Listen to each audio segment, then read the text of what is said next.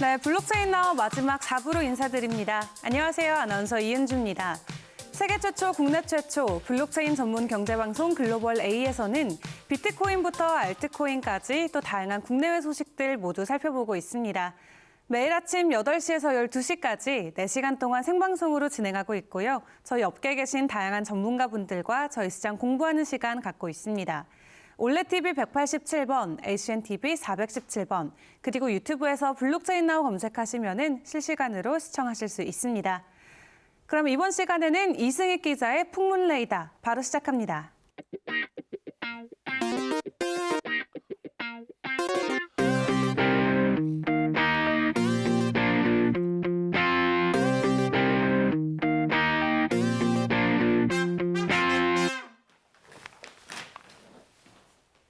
안녕하십니까. 자본시장 심층 취재 코너 풍물레이더 선장을 맡고 있는 이승익 기자입니다. 오늘도 코로나 확진자 수가 2,000명을 육박했습니다. 다음 주 위드 코로나를 앞두고 우리가 일상으로 복귀하는데 다소 불안한 감이 없지 않아 있습니다. 하지만 그동안 지친 우리 마음, 다음 주부터는 기지개를 풀 수 있도록 간절히 염원하고 기도하고 있을 수밖에 없는 상황인 것 같습니다. 자, 오늘도 자본시장의 풍부한 소식들 전해드리기 위해 스튜데이의 한훈식 기자 나오셨습니다. 안녕하세요. 예, 안녕하십니까. 네, 오늘은 또 삼성 이재용 회장 예. 관련된 또 소식을 갖고 준비해 오셨는데 예.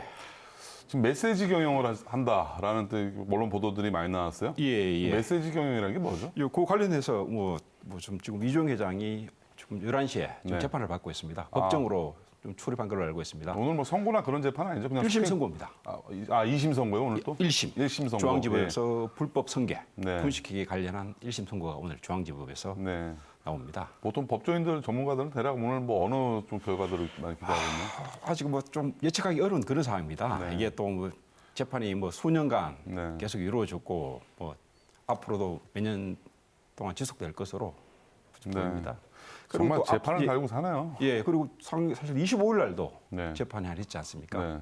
마약류 관리법 위반, 네. 우유주사, 네. 투약 혐의 1심 선고가 나왔는데 벌금 7천만 원을 네. 받았습니다. 네. 받았는데 요 관련해서 잠깐 보자면 네. 이쪽도 약간 이렇게 좀 봐주기라는 그런 지적이 있습니다. 왜냐? 네. 같은 건으로 네. 애경가 네. 2세, 네. 최성우 네. 애경개발 대표도 같은 병원에서 프로토콜을 투약을 받았습니다. 네. 이분 같은 경우에는 징역 1년에 집행유예 2년이 나왔습니다. 아, 실형이 나왔네. 예, 그렇죠. 네. 집행유예지만 조금 이렇게 사실 사법부에서 피고인들을 판단을 할 때 사회적인 지위, 네. 영향력도 나름대로 고려를 합니다. 네. 쉽게 얘기하자면 반도체 만드는 기업하고 네. 세계 굴지의 기업하고 비누, 네. 치약 만드는 네. 그런 기업하고는 시초말로 클래스가 다르지 않습니까? 반도체 만들면 벌금형, 비누 만들면 실형이 나오는 예. 뭐 그런 물론 그 사법부의 판단을 저희가 존중을 해야 되기 예. 때문에 극단적으로 그렇게 표현할 수는 없는 얘기지만 예. 어쨌든 재판도 사람이 하는 거기 때문에 그렇죠. 또 사회적인 어떤 그런 분위기 그런 것도 고려를 해야죠. 네. 사실 이재용 회장이 지금 형기를 마치지 않았습니다. 네. 가석방 상태죠. 지금? 가석방 상태고 네. 내년 7월에 형기가 끝납니다. 네. 원래 예전 같은 경우에는 이렇게 가석방을 받으려면 형기 80%를 마쳐야 되는데 네. 최근에 이 법령이 바뀌어서 네. 60%만 마치면 가석방을 받을 수 있었습니다. 그 네. 혜택을 이재용 회장이 가장 먼저 받았습니다. 네. 참 공교로운 현상들이네요. 네. 그런 말 있지 않습니까? 까마귀 날자 배 떨어진다는 네. 그런 것도 오비라 그런 말도 있는데 어느 정도 네, 그렇다면 이제 이재용 부회장이 이런 취업 제한도 현재 가석방 기간이기 때문에 걸려 있고 예. 부계 재판도 지금 현재 진행 중이고 경영을 하는 데 있어서 상당히 많은 제약을 받고 있는 상황인데 맞습니다. 특경법상 네. 특정경제처벌 가중법상 횡령 배임 혐의가 5억이 넘으면 네. 그 관련 기업에 취업을 하지 못합니다. 그렇죠. 그래서 지금 이재용 회장은 취업이 안 되는 그런 상황인데 네. 소위 말하는 메시지 경영으로 네. 좀 실제적인 경영 활동을 하고 있다는 것이 제게에서 어떻게 하는 거예요? 메시지 경영이라는 게. 사실 카카오톡을 보내는 건가요? 그는 사실 이 메시지 가석방 이후 재계 네. 쪽에서는 이재용 부회장의 어떤 그런 행보를 좀 주시해 왔습니다. 사실 이번에 메시지는 이게 처음입니다. 네. 지난 25일이 선대 네. 이건희 회장 예, 1주년이 됐죠? 일주기지 않습니까? 네. 일주기 그때 사실 뭐 수원 선영에서 가족들만 모인 상태에서 네. 추모 행사를 가진 걸로 알고 있습니다. 네. 뭐 기자들 출입도 차단을 했었습니다. 네. 예. 그리고 장소를 이동해서 삼성 인력 개발을 위해서 네. 처음 메시지를 해놨습니다. 네. 뉴 삼성. 네. 그 요지가 그겁니다. 이웃과 사회와 함께 나아가자는 아, 상생 경영을 예, 말하는 거예요. 상생 경영. 사실 요즘 뭐 상생 경영, SK 같은 경우에 ESG 경영 많이 들고 나오지 않습니까? 이게 뭐 최근의 경영 트렌드가 뭐 우리 기업 같은 경우에도 20년, 30년 같은 경우에는 1등을 강조했지 않습니까? 네. 무조건 1등. 네. 특히 초격차, 뭐 1등 그렇죠. 경영. 이건 회장이 있을 때 보면 신경영. 네. 신경영의 모토가 그겁니다. 1등만 살아남는다. 네. 마누라하고 자식 뺏고 다 바꾸자. 네. 그런 1등만 추구를 했었는데 그게 어떤 세계적인 경영 화두였습니다. 네.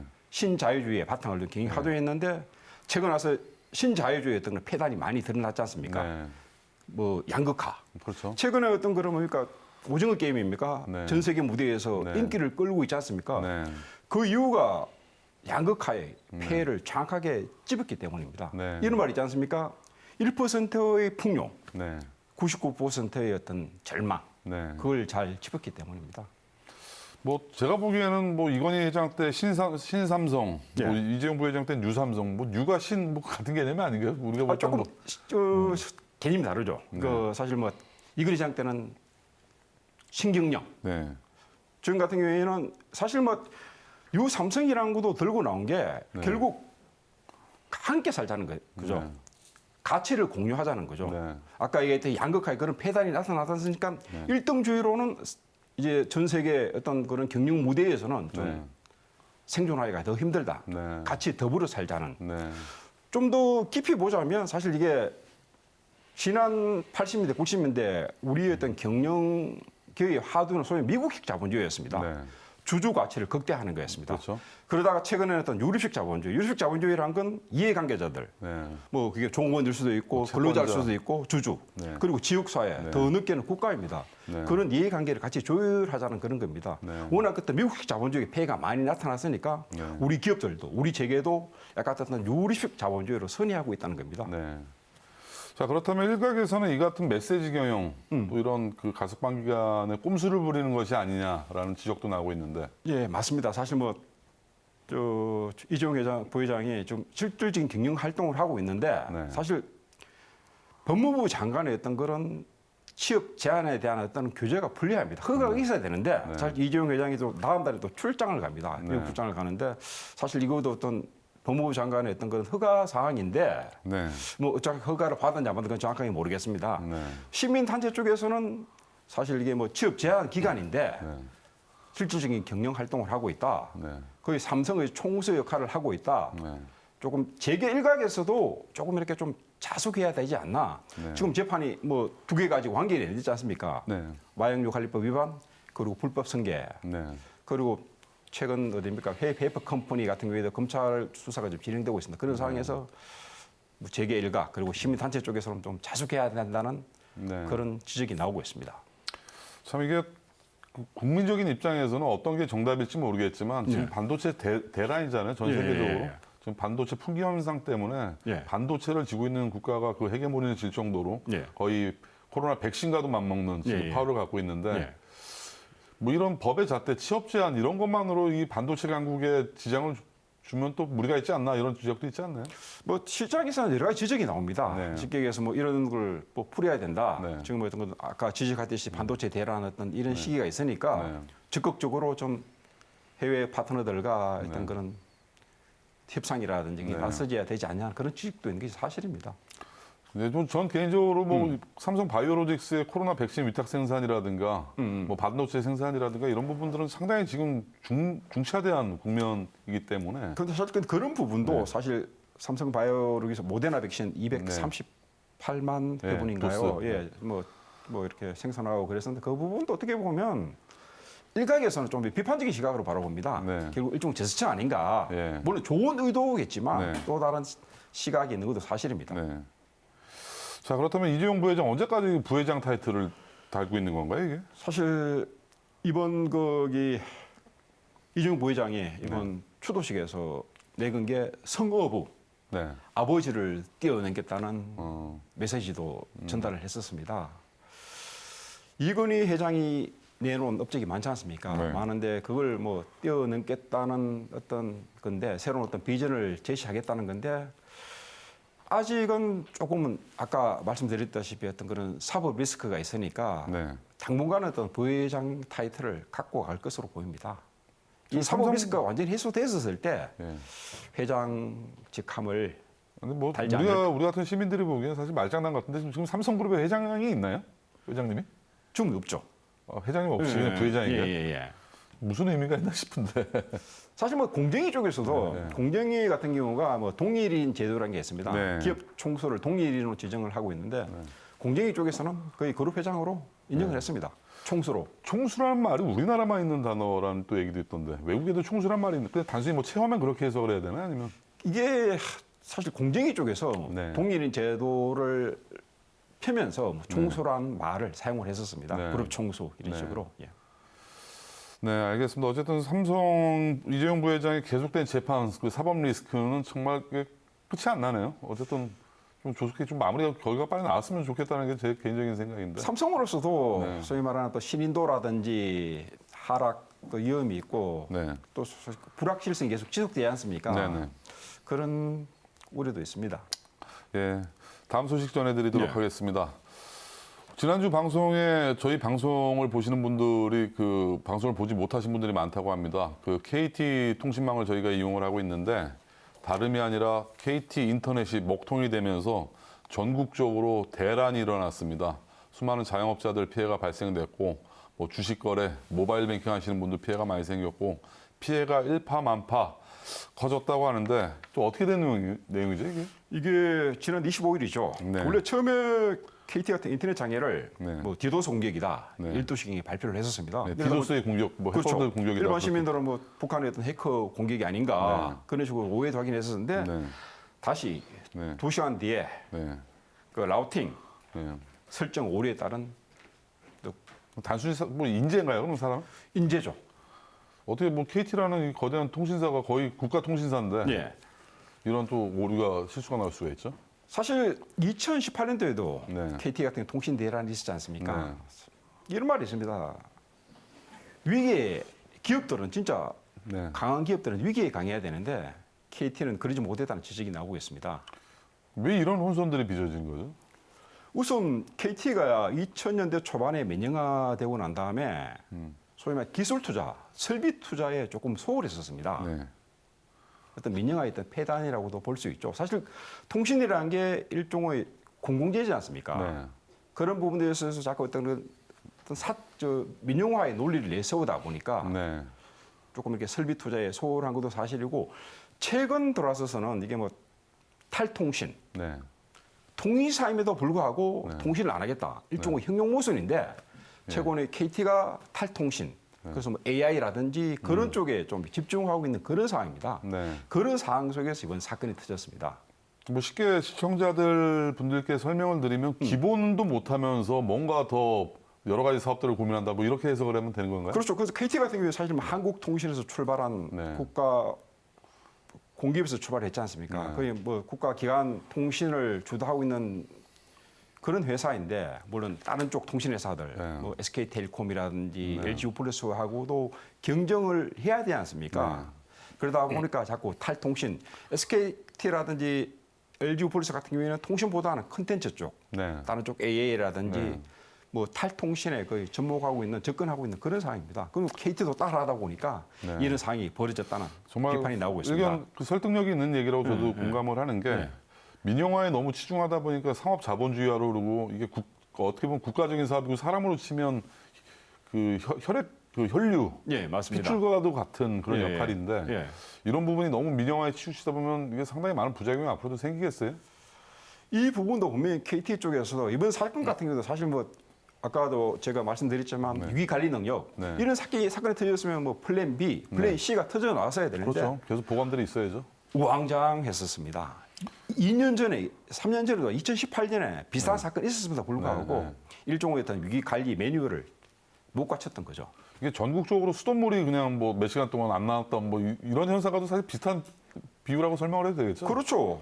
사실 뭐 어디 뭐 계산하러 갔다가 네. 안 된다. 네. 일종의 뭐 원시 시대로 돌아간 시간은 짧지만 1시간 반 동안 그런 제가 아시는 증권사에 다니시는 분은 이것 때문에 그때 팔아야 될 때 못 팔아서 예. 상당히 많은 손실이 발생했다고 그러더라고요. 그 부분도 관련해 가지고 네. 사실 뭐 KT 쪽에서 이렇게 뭐 보상을 하겠다는 식으로 나왔습니다. 네. 나왔는데 KT 쪽에서 나온 건 보상입니다. 네. 그 법리적인 체계에서 배상과 보상은 다릅니다. 네. 배상은 불법적인 네. 탈법적인 행위에 대해서 정당에 뭐 이게 금전적으로 네. 보상 이렇게 하겠다는 건데 배상은 그거보다는 합법적인 태도로 해서 일을 하다가 잘못돼 가지고 네. 일을 그르쳤다는 거거든요. 거기에 대해서 도의적인 차원에서 뭐 돈을 네. 나름대로 좀 물어주겠다는 그런 겁니다. 네. KT에서 내온 게 배상입니다. 네. 보상입니다. 배상이 아니고. 아, 배상이 아닌 보상? 예, 예. 예. 이런 부분 사실 뭐 아까도 말씀드렸지 자영업자라든지 뭐 이게 증권 하시는 분들 굉장히 어떻게 보면 피해가 많지 않습니까? 네. 그 피해를 자기 스스로 증명을 해야 되는데 그게 불가능하죠. 뭐 쉽게 얘기해서 자기가 뭐 A라는 주식을 팔려고 했었는데 갑자기 장애가 생겨서 못 팔았기 때문에 네. 뭐 수천만 원의 어떤 그런 손해가 났다. 네. 어떻게 증명합니까? 네. 하다못해 자영업자가 네. 식당을 하는데 네. 손님이 들어왔다가 카드가 안 되니까 딴 데 가는 경우도 있지 않습니까? 그렇죠. 그걸 어떻게 증명을 합니까? 증명을 못 합니다. 그렇죠. 입증하다 뭐 그거 얼마 보상받자고 또 거기에 그렇죠. 또 신경 쓰고 스트레스 받고. 사실 지난 2018년 아연 화재 같은 경우에도 그때도 보상이었습니다. 네. 자영업자들한테 40만 원 내지 120만 원을 보상했었습니다. 기준 뭐였나요? 이게 40만 원, 120만 원. 기준도 뭐 나름대로 KT에서 정한 그거 뭐 규정 때문인데 그때도 배상이 아니었고 네. 나름대로 도의적인 차원에서 네. 보상을 저게 돈으로 어떻게 보상을 한 겁니다. 그야말로 속된 말로 시체 말로 하면 먹고 떨어져라 뭐 이런 식이네요. 그렇죠. 이번 같은 경우에도 어떤 식으로 KT에서는 뭐 보상을 하겠다는 식으로 나왔는데 일반 그 자영업자들, 그 일반 네. 시민들의 어떤 피해는 굉장히 막대하다고 이제 판단됩니다. 근데 유독 SKT, 뭐 LG 여긴 더 민영화된 통신사들인데 네. 어떻게 보면 예전에 1통신사로 불렸잖아요. 한국통신 그렇죠. KT는. 예, 예. 더 이런 기업 문화가 왜 그러죠? 왜 이런 사건 사고들이 아직은 지금 뭐 KT가 민영화된 지 20년이 지났습니다. 아직은 공기업 문화가 많이 남아 있는 게 또 사실입니다. 그냥 어설픈 기형화가 된 상태네요. 그렇죠. 공기업도 아니면서 민영기업도 아닌. 예, 예. 사실 요새 그런 말이 있습니다. 네. KT 회장 자리가 전직 장관들이 가는 자리입니다. 이석재 그렇죠. 장관이라든지 그렇죠. 뭐 시청 말로 제기에서는 KT 회장 자리는 재벌 회장 자리보다 낫다. 어차피 뭐 경영 돌아가는 게 신경 안 써도 되고 네. 나름대로 막강한 권한을 발휘할 수 있는 그런 자리입니다. 보통 KT 회장 자리 가려면 어떤 절차를 거쳐서 어떻게 가는지 혹시 아시나요? 뭐 최소한 뭐 정부 쪽에 사실 이게 민영화가 됐지만 네. 아직 정부 쪽 입김이 강합니다. 네. 그러다 보니까 뭐 전직 장관들이 많이 가고 옛날에 황창규, 네. 삼성 네. 이번 그 구혜모 회장 같은 경우에는 KT 내에서 나온 첫 수장입니다. 네. 내부 승진이 있었지만. 예, 예. 예. 어쨌든 이번 기회에 단순히 뭐 보상이냐 배상이냐의 문제도 중요하지만 예. KT의 근본적인 좀 치유책 좀 예. 나와야 될 때가 아닌가 그런 맞습니다. 생각이 됩니다. 예. 뭐 구조적인 낙하산 인사부터 예. 좀 뜯어고쳐야 예, 예. 이런 부분들이 국민들이 피해를 입지 않고 예. 좀 편안하게 좀 살 수 있지 않나 좀 기대해 봅니다. 예. 자 오늘도 재계 소식, 산업계 소식 전해주신 한우식 기자 감사드립니다. 고맙습니다.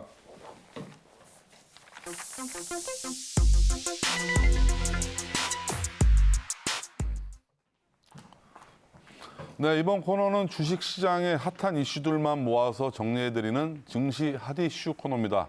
오늘도 스튜디오의 자본시장 전문기자 김필주 기자 자리에 함께 나오셨습니다. 안녕하세요. 네, 안녕하세요. 네. 자, 코스닥의 세원그룹인가요? 코스닥인가요? 거래소인가요? 네, 네. 지금 코스닥입니다. 네, 세원그룹의 계열사가 상장 폐지 위기에 오너 리스크까지 엎친 데 네. 덮친 격 지금 이렇게 많은 그 주주들의 피해가 커지는데 또 어떤 내용이죠? 예, 일단 이 세원그룹에 대해서 좀 말씀을 드리겠습니다. 네. 이 세원그룹은 이제 자동차 부품 회사인데요. 네. 이제 현기차의 1차 벤더 회사입니다. 이 안에 이제 세원물산과 세원전공이라는 이제 계열사 자회사들이 있는데요. 세원그룹은 앞서 전형적인 이 일감 몰아주기뿐 아니라 이를 이제 승계에 활용하는 모습을 보이면서 이번 악재가 터진 것입니다. 네. 오늘가의 2세인 김도연 대표 그리고 김상현 대표가 상당한 지분을 보유 중인 이 비상장 계열사인 SMT와 SI 이런 것들을 통해서 이 계열사들의 일감 몰아주기 거래를 통해서 아주 단기간에 성장한 회사를 운영하고 있는데요. 네. 이렇게 급성장한 이 회사들이 이제 세원그룹 오너일가에게 막대한 배당금을 또 안겨줬고 네. 또 이 외에도 이 최대주주로 등극하면서 승계에 이제 활용되는 모습이 보였습니다. 이 때문에 이제 세원그룹 오너일가가 2018년도 12월에 검찰에 기소가 됐고요. 이러한 오너일가의 사익 추구를 위한 일감 몰아주기로 이 계열사들에게 약 4,200억 원의 손해를 끼쳤다는 4,200억이요? 예, 맞습니다. 이렇게 예. 배임 혐의가 적용됐습니다. 배임 혐의가 유죄로 인정된 건가요, 그러면? 예, 현재 법원의 판단에서는 이 두 상장 계열사에 대해서 나란히 횡령 배임에 대해서 네. 이제 공시를 했는데요. 배임 혐의로 기소된 이 김문기 세원그룹 회장과 장남 김도현 세원물산 대표, 그다음에 차남인 김상현 세원전공 대표가 1심에서 모두 유죄 판결을 받았습니다. 이 특가법상 배임 혐의는 무죄로 판단했지만 업무상 배임 혐의로 현재 유죄 판결을 내렸고요. 이 김문기 회장은 징역 4년, 김도현, 김상현 대표에게는 각 2년씩을 선고했습니다. 예, 거의 한 가족을 이렇게 다 실형을 살리기가 쉽지가 않은데 네, 맞습니다. 사법부에서도 재질을 상당히 불량하게 예. 봤다는 얘기네요. 그만큼 이제 그 사안이 상당히 이제 나빴다고 판단을 했습니다. 자, 그렇다면 그 세원물산, 세원전공의 거래 정지 이번에 사유는 뭔가요? 그럼 횡령배임 예, 맞습니다. 그 그림에서도 보시다시피 이 세원물산과 세원전공 모두 이제 네. 거래 정지가 상당히 오랫동안 지속됐습니다. 네. 이 19년부터 지속되고 있는데 18년도 12월에 이 오너일가의 배임 혐의 기소 당시에는 이러한 사실을 공시도 하지 않았고 알리지 않았습니다. 네. 그러다 이제 2019년 7월 달에 이게 언론 보도를 통해서 알려지면서 그때부터 부랴부랴 이제 거래 정지가 됐는데요. 현재까지도 상장 적격성 여부 심의 절차가 진행되고 있는 상황입니다. 근데 살아날 가능성이 좀 있다고 보세요? 거의 뭐 희박하다고 보고 있습니다. 시장에서는 희박하다고 보고 예, 있고. 왜냐하면 이 배임 공시를 한 이후에도 이제 그 개선 계획서를 제출했지만 네. 이 작년에 이제 11월에 심의 결과가 있었는데 속개를 했거든요. 네. 그 1심 결과까지 본다. 그리고 그 이후에도 본다라는 입장인데 이 법원에서는 상당히 죄질을 나쁘게 보고 있기 때문에 네. 향후에도 이 투자자들에 대한 그 상당한 안 좋은 영향이 미칠 것으로 보입니다. 저도 그 예전에 법원을 출입할 당시에 재판들을 보면 그 가족 일가를 다 구속시키지 않는 게 관례거든요. 사법부에서도. 네. 누구 대표로 한 명만 구속시키지 네. 줄줄이 가족을 다 이렇게 구속시키는 사례는 상당히 보기 드문 예, 맞습니다. 현상인데 네. 참 그만큼 법원에서는 뭐 재질이 상당히 안 좋다고 예. 온 가족이 계획하에 예. 횡령 배임을 했다고 보는 것이 분명한 것 같네요. 네, 심에서. 오늘가가 이제 자기네들의 지분을 통해서 너무나 막대한 이익을 쉽게 가져가니까 이러한 부분에 대해서 좀 안 좋게 본 것 같습니다.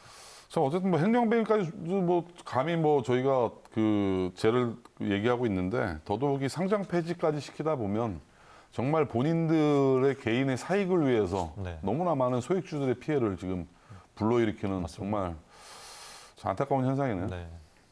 네, 다음 또 소식 전해드리도록 하겠습니다. 스튜디오 드래곤 그 CG 업체죠. 네, 가상현실도 제작사 업체입니다. 사업도 네. 하고 네. 이번에 지리산 그 개봉을 드라마를 하고 있죠. 네. 거기에 뭐 어색한 CG들이 상당히 네. 많이 들어가서 욕을 먹고 있다고 하는데 네. 여기 뭐 실적까지 또 부진이고 네. 어떤 내용이죠? 현재 이 지리산이라는 드라마는 엄청난 흥행을 하면서 이제 첫 방송이 됐습니다. 네. 이 지리산 드라마는 전지현 씨가 나오는 드라마죠. 예, 전지현 씨와 주지훈 씨가 네. 나오는데요. 이 지리산 국립공원의 이 최고의 레인저들이 거기서 일어나는 이 의문의 사고를 파헤치는 내용입니다. 네. 하지만 이게 첫 방송이 공개되면서 많은 혹평에 시달렸는데요. 네. CG와 PPL 논란에 몸살을 앓고 있다는 소식입니다. 얼마나 뭐가 어색했길래 이렇게 예. 욕을 먹어요? 근데? 예, 그림에서 보시는 것처럼 이 어색한 CG로 상당히 이제 욕을 많이 먹었습니다. 네. 그 외에도 네. 이 장면 외에 뭐 태풍으로 불어난 계곡물이나 암벽에서 이제 쏟아지는 이 암벽들에 대한 장면이 너무나 어색해서 네. 이 사람들이 드라마를 보는데 몰입감이 생기지 않는다라고 네. 지적을 했는데요. 네.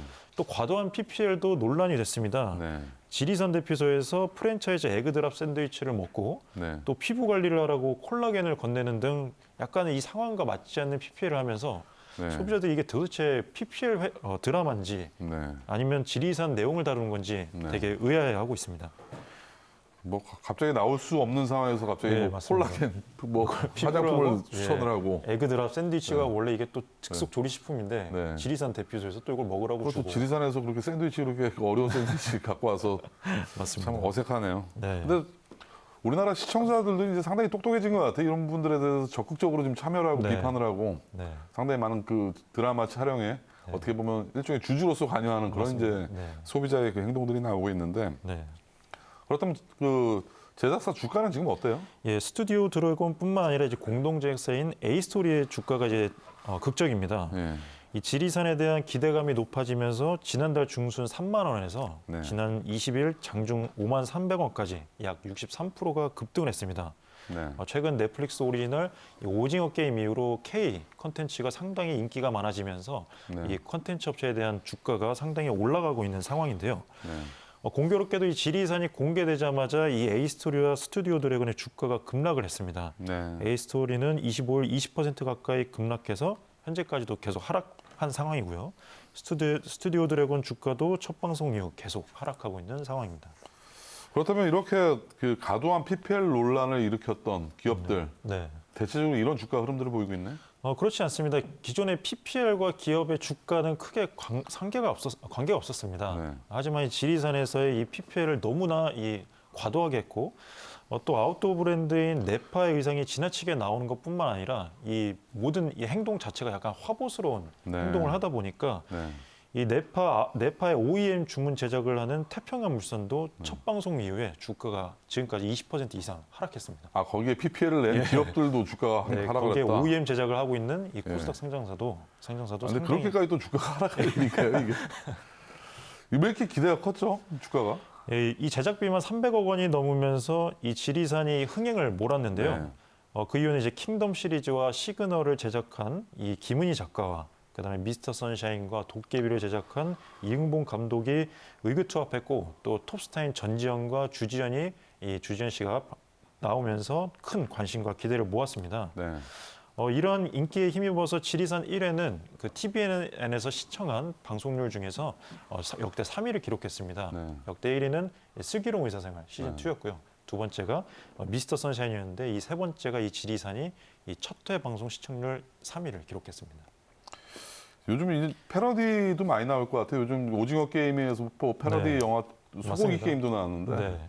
우리 동네 뒤에 지향산이라고 있어요. 네. 뒷산. 지향산 네. 뭐 패러디 영화가 나올 지향산, 정도로 북한산, 청계산 나올 수 예, 있을 것 같습니다. 나올 수 있을 것 같네요. 이런 PPL 과도한 PPL 때문에 이걸 네. 조롱하는 뭐 그런 패러디들이 예. 많이 나올 것 같습니다. 맞습니다. 자, 여러분들 자본시장 심층 시작 코너 풍물레더 시청하고 계십니다. 광고 이어서 보고 계속 이어가도록 하겠습니다. 이 많은 코인 중 나는 무엇을 믿고 선택해야 할까? 대한민국 어디서나 결제를 바로 쓰는 즉시 할인이 바로 난 페이코인을 믿고 쓴다. 코인을 바로 쓰다. 페이코인.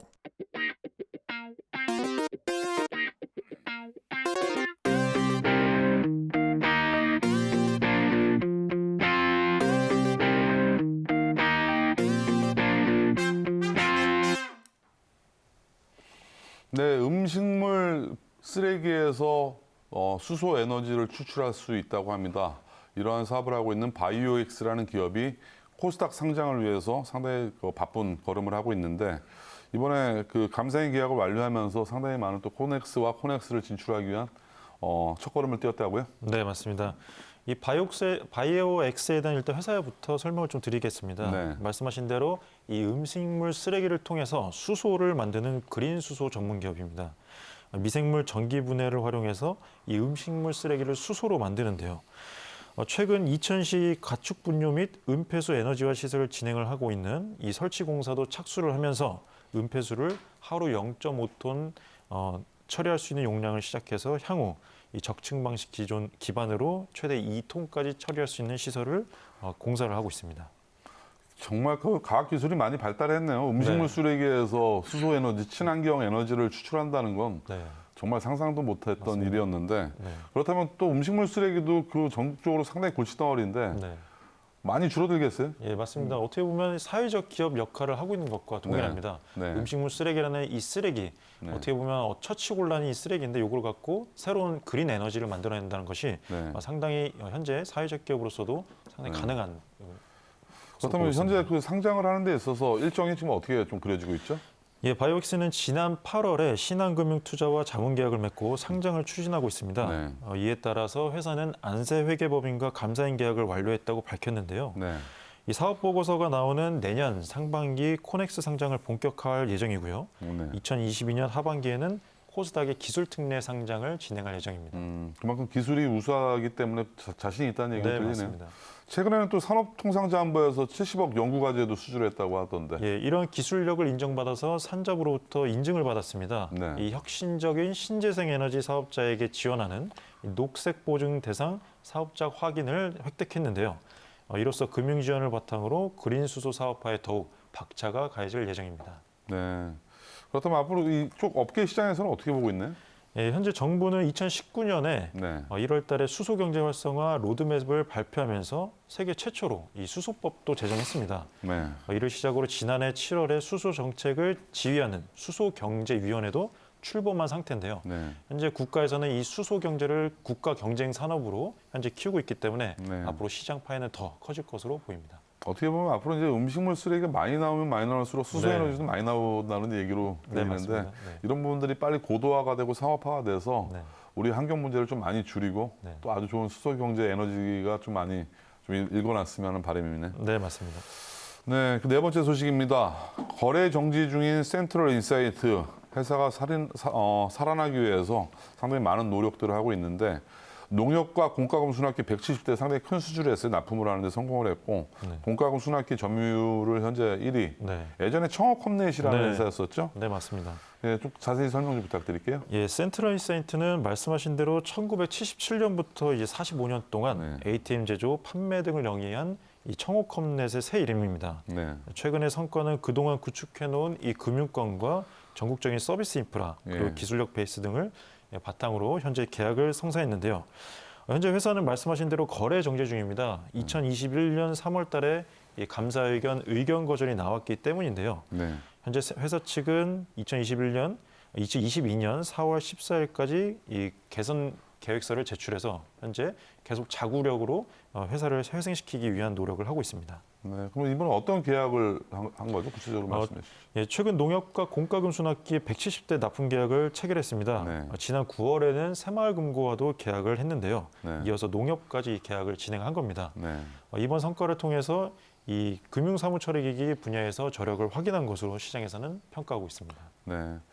자, 다음 소식은 항바이러스 신약 개발 기업이죠. 제넨셀에 약 113억 원 규모의 투자를 했다는 세종메디칼 회사가 있습니다. 네. 최대 주주가 됐다고 하는데 네. 이번 투자했던 규모, 이유, 네. 방식이 어떻게 되죠? 예, 세종메디칼이 제넨셀에 약 113억 원에 투자했습니다. 네. 이로써 지분율 23%를 확보하면서 최대 주주 지위를 확보했는데요. 네.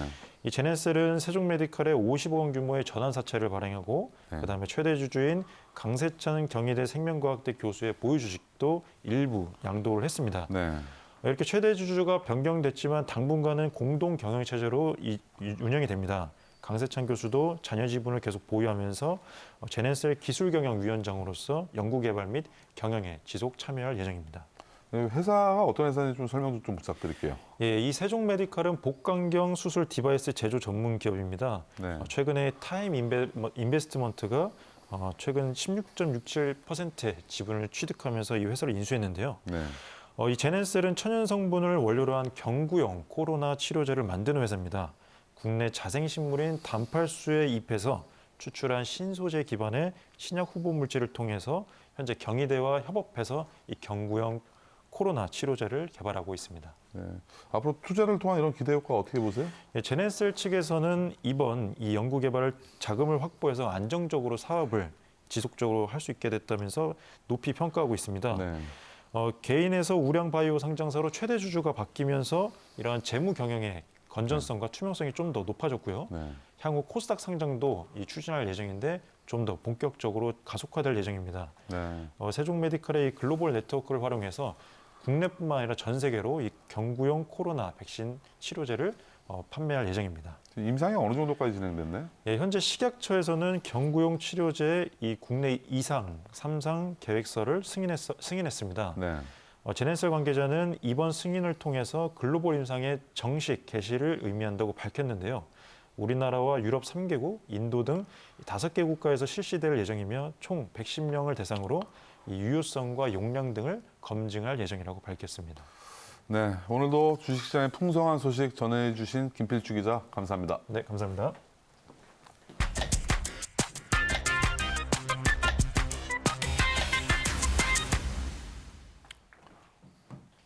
네, 이번 코너는 블록체인과 암호화폐 업계 소식을 전해주는 블록 위클리 코너입니다. 오늘도 암호화폐 전문위원 스튜데이의 김영석 위원 나오셨습니다. 안녕하세요. 안녕하세요. 네, 오늘 전해주신 준비해 주신 내용 고래 싸움에 터지는 새우등 어떻게 이렇게 됐나라고 그 제목을 주셨는데 예. 국내 최대의 거래소에서 암호화폐 피카코인이 중대한 재다 측의 기책 사유로 상폐가 됐다고요? 예. 피해자들이 상당히 많죠 지금? 그렇죠. 네. 아무래도. 어떤 내용인가요? 지난 6월 업비트에서는 상장 네. 그리고 거래를 지원하고 있었던 네. 피카코인에 대해서 상장 폐지 결정을 내렸습니다. 네. 그래서 피카코인 같은 경우에는 미술과 하나된 일상 그리고 투자자의 투자뿐만 아니라 어떤 공동 소유까지 가능하고 감상까지 지원을 하게 되는 그런 프로젝트를 중심으로 투자자에게 다 갔었는데요. 업비트 측에서는 이 피카코인의 그런 어떤 재단의 운영적인 측면이 투명하지 못하다라는 이유를 들어서 상장 폐지를 결정을 했습니다. 네. 그래서 이 법정 싸움이 꽤 오래 갔고 네. 이 문제에 대해서는 법원에서 업비트 측에 손을 들어줬어요. 네. 그리고 피카코인을 운영을 하고 있는 피카 재단, 피카 프로젝트에서 분명히 이런 문제되는 행위를 한 사실이 확인이 되었다. 네. 그런데 이 피카코인 같은 경우에는 지금 또 거래가 되고 있습니다. 다른 네. 거래소에서. 네네. 그렇기 때문에 투자자들의 어떤 각별한 주의가 필요하다는 거죠. 아 그렇다면 그 업비트에서만 상장 폐지가 된 것이고 예. 다른 거래소에서는 거래가 되고 있다. 예, 어쨌든 뭐 업비트에서 상장 폐지가 되면서 상당히 가격 폭락은 또 한 번 있었겠네요. 그러면 그렇죠. 그래도 불행 중 다행인 것은 타 거래소에서 거래가 되고 있기 때문에 뭐 손실은 맞지만 전에 뭐 통장의 잔고가 제로가 되거나 그런 건 또 아닌 상인 거죠. 그게 또 다행이라고 표현을 할 수도 있는데 네. 업비트 같은 경우에 우리나라에서뿐만 아니라 전 세계적으로 대규모 거래소라고 평가를 받고 있습니다. 네.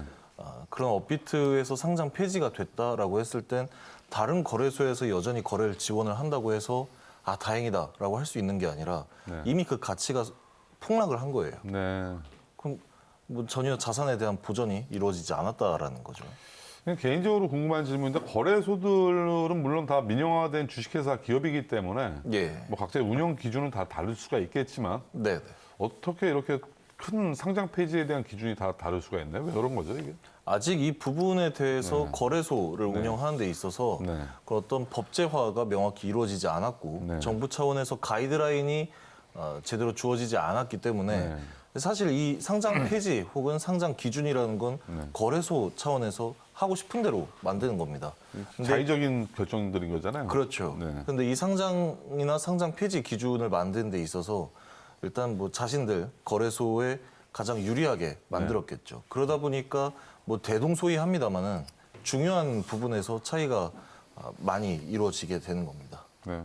또 이렇게 업비트에서 상장 폐지가 됐음에도 불구하고 피카 재단 측에서는 뭐 추가적인 뭐 발행, 뭐 추가적인 또 뭐 불투명한 또 자금 거래 관계에 또 많은 의혹들이 제기되고 있는데 뭐 예. 어떤 내용들이죠? 사실 피카코인이 상장 폐지가 된 가장 큰 이유가 재단 측에서 추가적으로 물량을 발행을 했다. 네. 그리고 관계자가 대량의 피카코인을 업비트 측으로 입금을 했다라는 게 업비트 측의 상장 폐지에 대한 네. 사유 소명이었습니다. 네. 그런데 이 피카 프로젝트에서는 업비트의 상장 폐지 네. 공지에 있어서 그 공지에 대해서 추가 발행과 관련된 문제는 백서사항에 우리가 뭐 진행을 하겠다라고 네. 주장을 했었던 2021년까지의 로드맵을 모두 달성을 했기 때문에 네. 그 이후는 뭐 우리가 알아서 하는 거다라는 식으로 또 답변을 했었고 대량으로 물량이 입금되었다라는 문제에 대해서는 그 관계자가 업비트에서 시세에 따라서 매수를 한 것이다. 네. 이것은 우리가 입금을 한 게 아니라 코인을 그 시세에 맞춰서 대량으로 그냥 구매를 했을 뿐이다.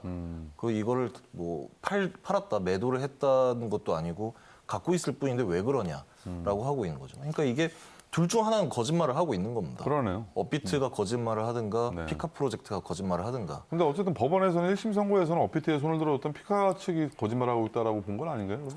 우선 이 부분에 대해서 원래대로 한다면 네. 사실 중립적으로 바라보는 게 맞아요. 네. 근데 첫째로 법원에서도 판단을 업비트 측이 맞다라고 판단을 내준 부분이고 가장 간단한 방법이 있습니다. 네. 업비트 측에서는 피카 프로젝트에서 물량을 입금했다라고 주장을 하고 있기 때문에 네. 그 입금한 것에 대한 TXID만 공개를 하면 되는 겁니다. 공개를 안 하고 있나요, 회사 측? 공개를 사실 쉽게 할 필요가 없죠, 업비트 네. 측에서는.